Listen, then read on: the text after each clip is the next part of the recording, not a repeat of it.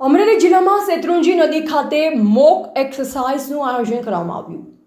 તારીખ 10/6/2026ના રોજ સવારે 11 કલાકે અમરેલી જિલ્લાના ગાવડકા મુકામેથી પસાર થતી શેત્રુંજી નદી ખાતે આગામી વર્ષા ઋતુને ધ્યાને રાખી મહેરબાન જિલ્લા કલેક્ટરશ્રીના માર્ગદર્શન અને સૂચના મુજબ એક મોક એક્સરસાઇઝ મોક ડ્રીલનું આયોજન કરવામાં આવ્યું। આ મોક ડ્રીલ દરમિયાન આપત્તિ સમયે ફર્સ્ટ રિસ્પોન્ડર તરીકે કામગીરી કરતા ફાયર વિભાગ, પોલીસ વિભાગ, મેડિકલ ઇમરજન્સી સેવા 108 સહિતના વિભાગો દ્વારા સંયુક્ત ઉપક્રમે કામગીરીનું નિદર્શન કરવામાં આવશે તેમજ વિવિધ વિભાગોની કાર્યક્ષમતા, સંકલન, બચાવ અને રાહત કામગીરીની ક્ષમતાની ચકાસણી કરવામાં આવશે। આયોજનનો મુખ્ય હેતુ આગામી ચોમાસા દરમિયાન સંભવિત પૂર કે અન્ય આપત્તિજનક પરિસ્થિતિઓનો અસરકારક રીતે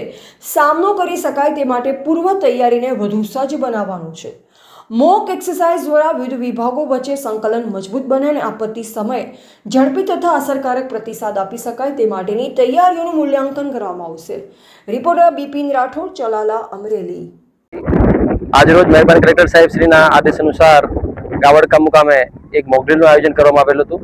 આવનાર વર્ષા ઋતુના સમયગાળાની અંદર જો કોઈ ડૂબવાના કેવી કોઈ અનિચ્છનીય ઘટનાઓ બને છે તો તેને કેવી રીતના પહોંચી વળાય તેના અનુસંધાને ફાયર વિભાગ, પોલીસ વિભાગ અને મેડિકલ ઇમરજન્સી 108ની ટીમ કેવી રીતના કાર્ય કરે છે તેનું નિદર્શન કરવા માટે થઈ અને મામલતદાર સાહેબશ્રીની આગેવાની હેઠળ આ સંપૂર્ણ મોક ડ્રીલનું આયોજન કરવામાં આવેલું હતું। અને મોક ડ્રીલના અનુસંધાને અમને કોલ આપવામાં આવેલો હતો કે કોઈ 2 વ્યક્તિ ડૂબવાની સંભાવના છે તો તાત્કાલિક ધોરણે ફાયર ટીમ અત્યારે ઘટના સ્થળ પર પહોંચી હતી અને બંને સસ્પેક્ટ ડૂબેલા વ્યક્તિઓને બહાર કાઢી અને 108ના મારફતે એમને હોસ્પિટલ પહોંચાડવાની આ મોક એક્સરસાઇઝ કરવામાં આવી હતી। ડિઝાસ્ટર મેનેજમેન્ટ દ્વારા આયોજન ફાયર વિભાગના અધિકારીશ્રી, પોલીસ વિભાગના અધિકારીશ્રી, અન્ય ડિપાર્ટમેન્ટના અધિકારીશ્રીઓ